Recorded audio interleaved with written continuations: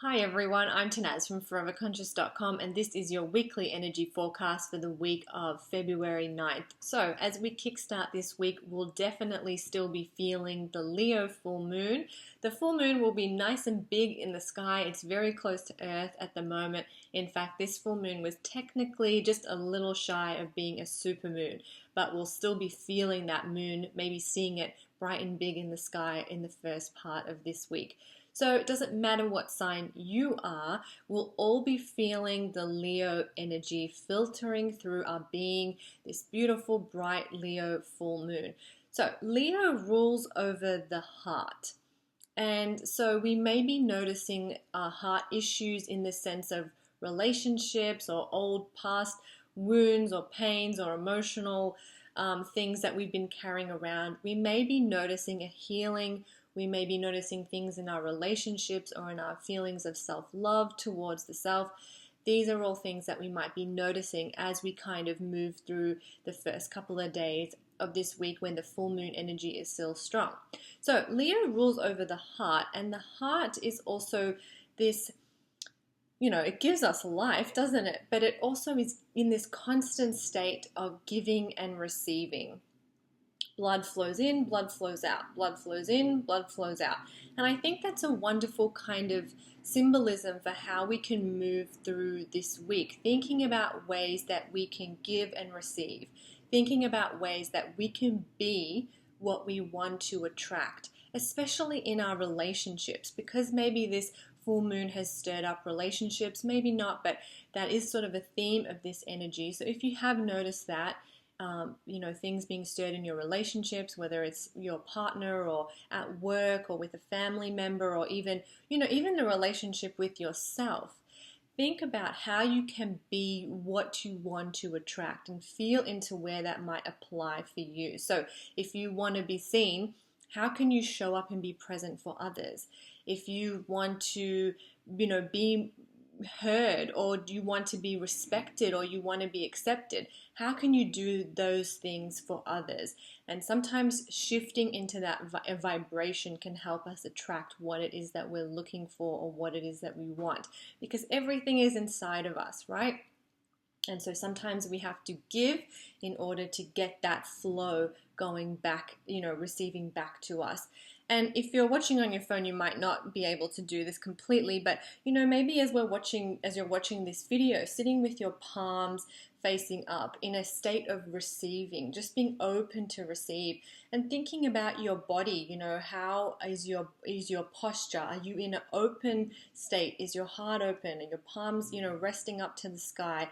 Being in a sort of physical place of receiving is also sort of a powerful way to access some of that abundant giving and receiving flow of energy. So we have this as a beautiful thing to be aware of as we move through the week.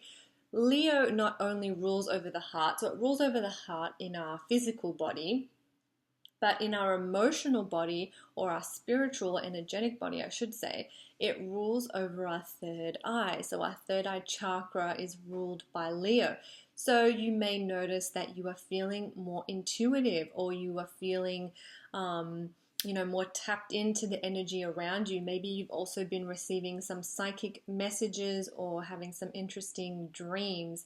So really pay attention to that. If you're feeling that, Leo energy activates our third eye.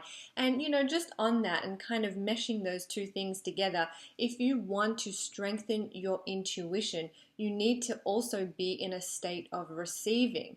Very often we have judgmental thoughts or fearful thoughts or insecurities that block that intuitive ability. So we have to be open. We have to be willing to listen, willing to surrender, and then we're in a better position to receive those intuitive messages. So be open, release the judgment, and then you'll be in a better state to receive whatever your intuition is whispering to you from within. So that's another way that we can sort of harness this energy as we move through the week. Also, a couple of other things happening this week. Last week, Mercury started slowing down, preparing to go retrograde on the 17th. So as Mercury slows down, we are also being called to slow down and tune in again to listen to our more subtle forms of communication. That is our intuition, that nagging little gut feeling, maybe that, quiet thing that comes as a whisper. We're really being encouraged to pay attention and to connect with these forms of communication. A lot of people don't like Mercury retrograde. Yes, it does come with, some, I don't know, inconvenient energy, but it's also a really powerful time to go within and reflect. And if you are doing that reflection work, you will find Mercury retrograde a lot more easy, a lot more joyful, and a lot more simple. And it won't sort of be such a, source of frustration. Usually, when things go awry in a Mercury retrograde, it's because we need to listen and tune in and just pay attention more to that inner world. Also, at the end of this week, we have Mars aligning with the galactic center. This is really cool energy. So, Mars is like the action, motivation, I can do it sort of planet. It has a really great sort of oomphy, energetic vibe. And it's going to align with the galactic center, which is a highly charged point.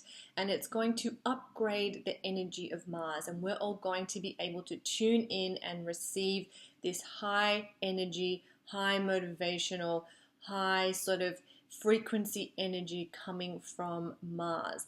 So if you want more energy in your life, if you want to wake up feeling more energized, if you want to feel more motivated, if you want to be able to push past your fears, maybe you're going through a hard time and you just need that extra oomph to keep going, to keep one foot in front of the other, this is a really great energy to tap into.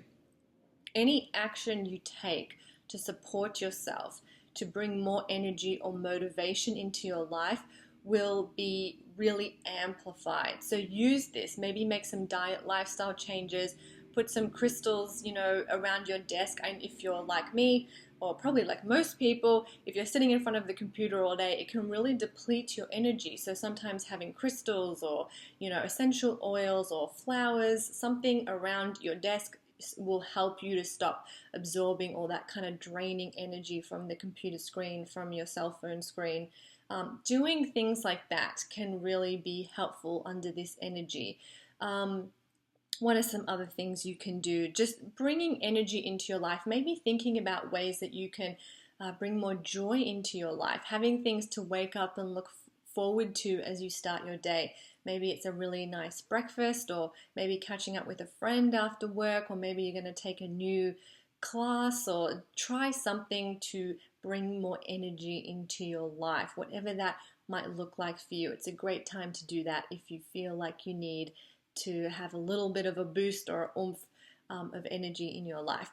So I'm sure I have spoken enough.